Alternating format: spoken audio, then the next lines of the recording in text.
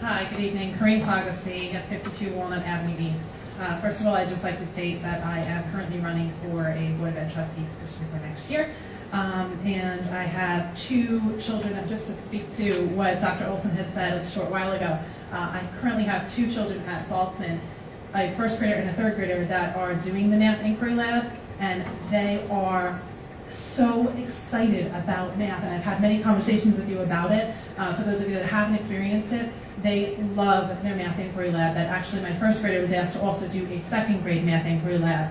So he does first grade with his, and then when there's other pullouts in the classroom, he does a second grade Math Inquiry Lab at the same time. So it's working wonderfully. Also, I'm excited to hear about the CTE endorsements. I myself am a CTE teacher. I am a business teacher at William Floyd High School. So I'm glad to see that many other districts are getting on board with all the new, endorsements with the new NOCTIs and everything. So that's a wonderful thing.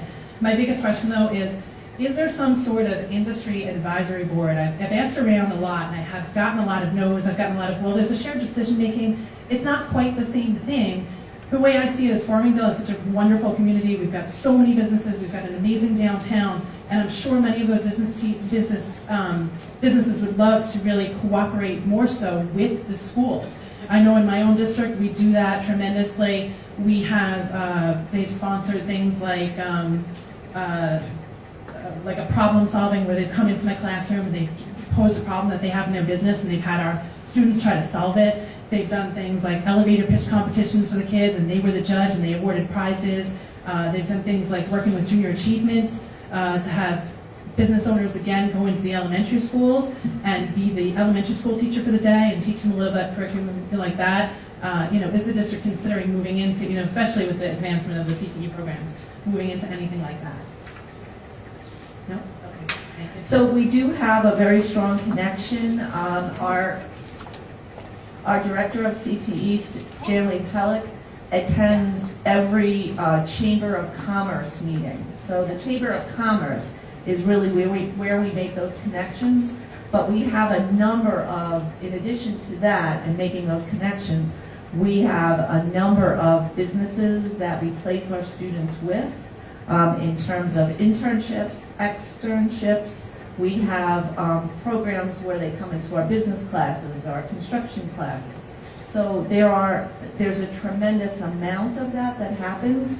From an advisory board, it really works through Mr. Pellick because of so many scheduling issues that we've had in the past, that it was very hard to get people in business to come.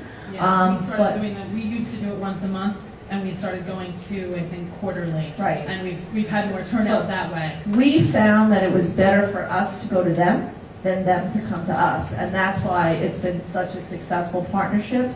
He also attends the Rotary, so we have Breakfast Rotary, Rotary Club, Chamber of Commerce, so there's a lot going on in Farmingdale, and we feel that being there and having a presence there and making those connections helps support our students. And many of those people come in to do not only programs, but to sponsor our students in their businesses. Any other CTE programs? Ms. Potts, coming yeah. up? Thank you. I'd like to speak to that too. I currently sit on the Chamber of Commerce board.